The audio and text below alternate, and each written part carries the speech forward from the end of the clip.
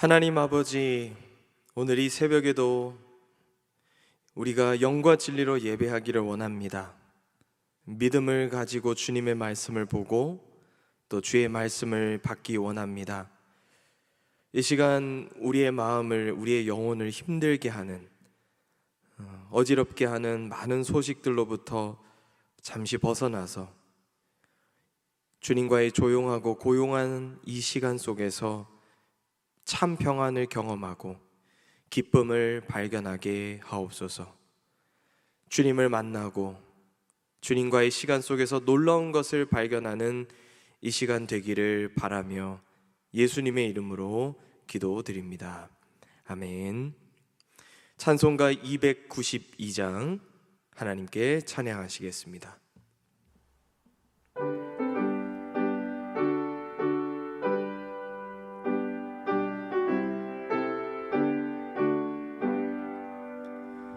주 없이 살 수 없네 죄인의 구주여, 그 귀한 보배 피로 날 구속하소서. 구주의 사랑으로 흘리신 보혈이 내 소망 나의 위로 내 영광 됩니다.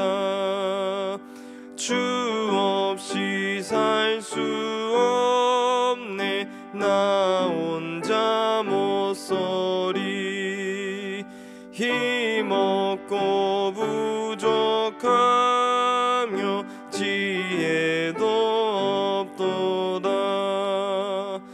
내 주는 나의 생명 또 나의 힘이라. 주님을 의지하여 지혜를 얻으리. 주 없이 살 수 없네 내 주는 아신다. 내 영의 깊은 간구 마음의 소원을 주밖에 나의 마음 니 알아주리요. 내 마음 위로하사 평온케 하시네. 주 없이 살 수 없네 세월이 흐르고 이 깊은 고독 속에 내 생명 끝나도 사나운 풍랑일 때 날 지켜주시니 내 곁에 계신 주님 늘 힘이 됩니다. 아멘. 이 시간 하나님께서 우리에게 주시는 말씀은 구약 성경 나훔 2장 말씀입니다. 나훔 2장 1절에서 7절까지의 말씀, 생명의 삶 140페이지에 위치해 있습니다. 제가 하나님 말씀을 봉독해 올립니다. 파괴하는 자가 너를 치러 올라왔나니 너는 산성을 지키며 길을 파수하며 내 허리를 견고히 묶고 내 힘을 크게 굳게 할지어다. 여호와께서 야곱의 영광을 회복하시되 이스라엘의 영광 같게 하시나니 이는 약탈자들이 약탈하였고 또 그들의 포도나무 가지를 없이 하였음이라. 그의 용사들의 방패는 붉고 그의 무사들의 옷도 붉으며 그 항오를 버리는 날에 병거의 쇠가 번쩍이고 노송나무 창이 요동하는도다. 그 병거는 미친 듯이 거리를 달리며 대로에서 이리저리 빨리 달리니 그 모양이 횃불 같고 빠르기가 번개 같도다. 그가 그의 존귀한 자들을 생각해내니 그들이 엎드러질 듯이 달려서 급히 성에 이르러 막을 것을 준비하도다. 강들의 수문이 열리고 왕궁이 소멸되며 정한 대로 왕후가 벌거벗은 몸으로 끌려가니 그 모든 시녀들이 가슴을 치며 비둘기같이 슬피 우는도다. 이 말씀은 살아계신 하나님의 말씀입니다. 저희는 계속해서 이 나훔서를 함께 들여다보고 있습니다.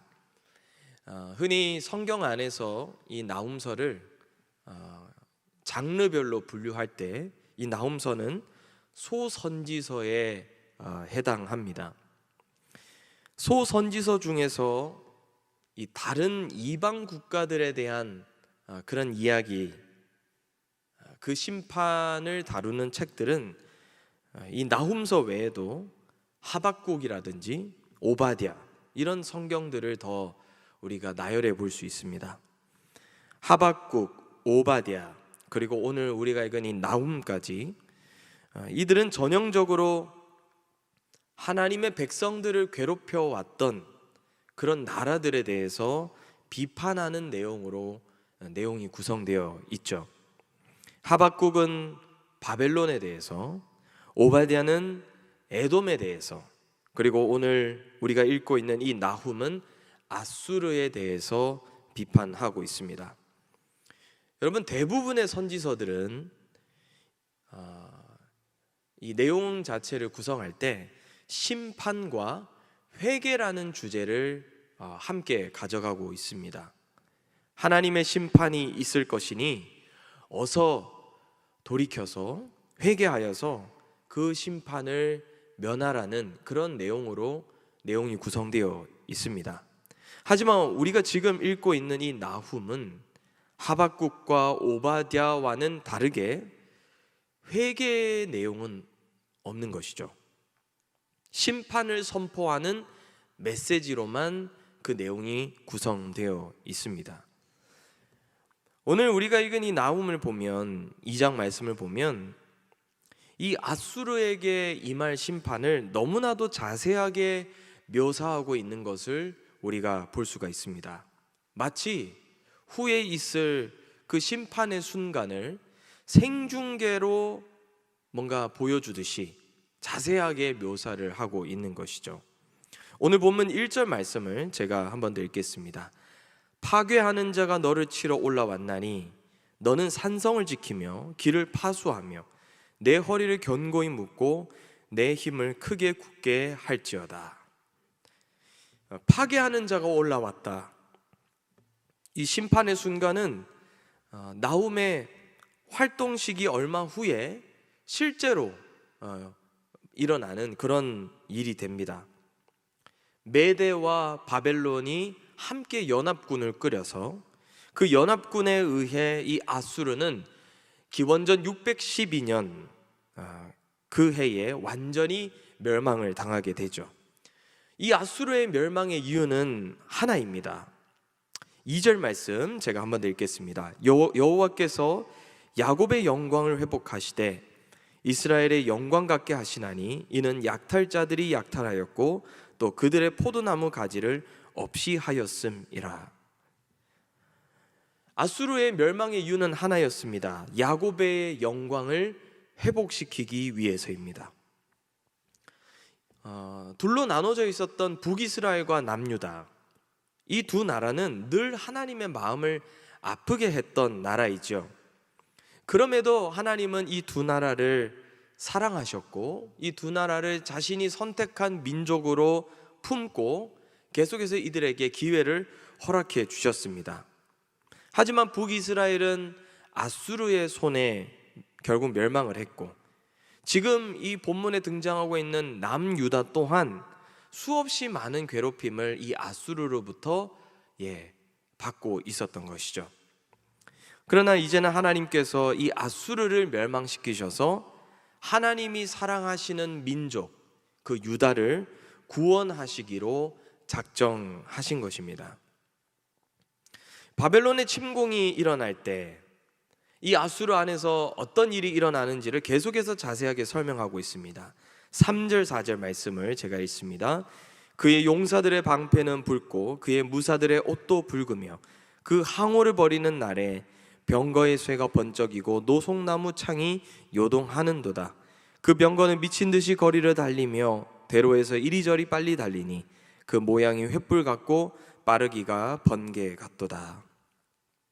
바벨론 군사들의 어떤 용맹함과 그런 어떤 탁월함에 대해서 설명을 하고요, 또 그들이 가지고 있는 이 가공할 만한 전투력에 대해서도 이 나훔이 아주 자세하게 묘사를 하고 있습니다.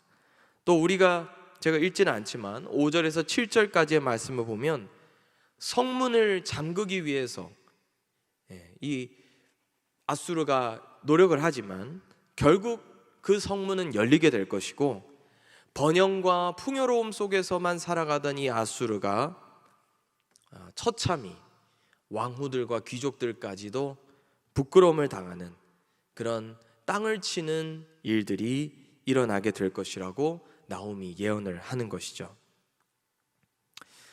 화무 11홍 권불 10년이라는 말이 있습니다. 10가지의 붉은 꽃잎은 없다는 것이고, 권력도 10년을 넘기지 못한다는 뜻이죠. 아무리 아름답거나 부강한 권력이라도 오래 가지 않는다는 뜻입니다. 권세가 아무리 대단해도 끝이 나는 날이 있습니다. 영원할 것 같았던 이 제국들의 말로도 다 동일했습니다. 아수르, 그리고 지금 이 아수르를 치고 있는 바벨론도, 그 이후에 로마와 페르시아, 또 몽골 제국까지도 다 인류의 역사 속으로 사라져 버렸습니다. 성도 여러분, 오늘 이 나훔이 아수르의 멸망을 예언할 당시를 한번 상상해 보시면 좋겠습니다. 당시에 이 나훔의 말을 들을 만한 사람들이 아마 별로 없었을 것입니다. 말이 되지 않는 상황이기 때문이죠. 나훔 선지자가 이 활동했던 시기는 아수르라는 제국이 쇠약해져 가는 시기가 아니라 어떻게 보면 가장 정점에 있는, 나라가 가장 부강해져 있는 전성기의 시기였다고 할 수 있습니다. 당시 제국의 왕이었던 아슈르바니발이라고 하는 사람은 이집트까지, 수백 킬로가 떨어져 있는 그 이집트까지 원정을 가서 그 이집트의 당시 최고의 문명을 자랑했던 수도, 그 터베라는 수도를 함락시킬 정도로 경제적으로, 군사적으로, 또 모든 어떤 군수적으로 최고의 수준을 유지하고 있는 그런 제국을 이끌고 있는 사람이었습니다. 고대 역사를 들여다봐도 사막을 지나서 그 이집트 먼 곳까지 원정을 나가서 승리를 하고 그곳을 제패했다, 이렇게 얘기한 나라는 사실 인류 역사상 얼마 되지 않습니다. 그만큼 이 아수르는 최고의 전성기의 시기를 보내고 있었고, 다른 나라들을 오히려 침공해서 자신들의 어떤 지경을 넓혀가고 있는 그런 때였기 때문에, 그런 상황 속에서 이 나훔 선지자의 정말 외치는 그런 선포, 선언은 아주 신빙성 없게 이 백성들에게 들렸을 거라는 것이죠. 어쩌면 이 말씀을 선포하고 있는 나훔 자신도 반신반의하면서 이 하나님의 말씀을 전하지 않았을까 생각해 봅니다. 그러나 하나님의 말씀은 그대로 실현되었습니다. 이 세상의 모든 것은 영원하지 않았습니다. 하나님의 계획은, 하나님의 말씀은 반드시 이루어진다는 것을 오늘 우리는 말씀 속에서 발견할 수 있죠. 성도의 구원은 어디에서 출발하는가? 하나님의 말씀은 반드시 이루어진다. 바로 그것을 인정하는 것으로부터 성도의 구원이 출발될 수 있습니다. 사랑하는 여러분, 삶을 살면서 어떤 힘의 논리 앞에서 절망스러움을 느낄 때, 어떤 권력자의 악행이나 제국과 같은 그런 강력한 힘의 횡포에 의해서 내가 힘들어함을 느끼고 있을 때, 성도들의 삶에서 해석되지 않는 악의 세력을 만나고 그 세력에 짓눌려 당최 무언가에서 벗어날 수 없을 때, 그럴 때 함께 기억하시면 좋겠습니다. 하나님은 반드시 공의로 그것을 심판하신다.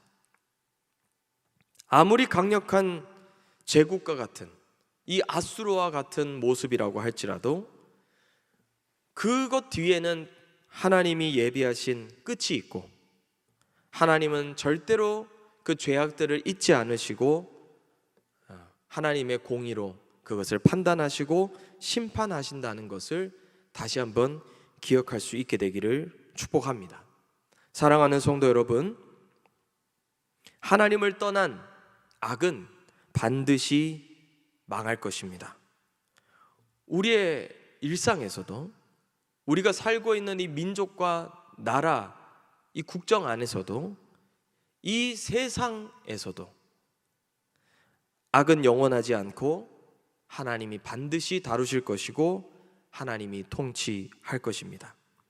그 선하신 하나님의 손을 믿고 하나님의 공의로 판단하시고 정의하시고 통치하심을 믿고 다시 한번 믿음으로 주님을 붙들고 우리의 험난 이 세상을 힘차게 걸어가실 수 있게 되기를 주님의 이름으로 축복합니다. 기도하겠습니다. 하나님 아버지, 절망적인 순간을 맞이할 때가 있습니다. 우리의 일상에서, 우리가 살고 있는 이 세계에서 어찌할 바를 모르고 악의 힘 앞에서 굴복하며 절망하며 낙심하는 그러한 때를 우리가 만납니다.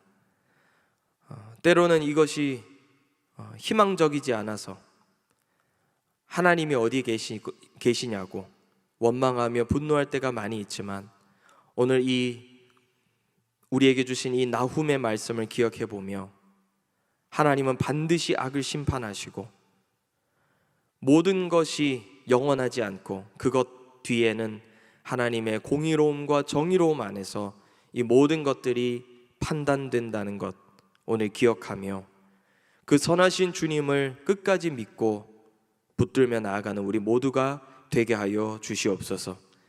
그래서 우리의 삶에 절망을 가져다 주고 악의 힘 앞에서 굴복해야만 하는 것 같은 그런 시간을 느낄 때에도 끝까지 하나님을 붙들고 의지함으로 그 모든 억울한 시기들을 넉넉히 이겨나갈 수 있는 우리 모두가 되게 하여 주시옵소서.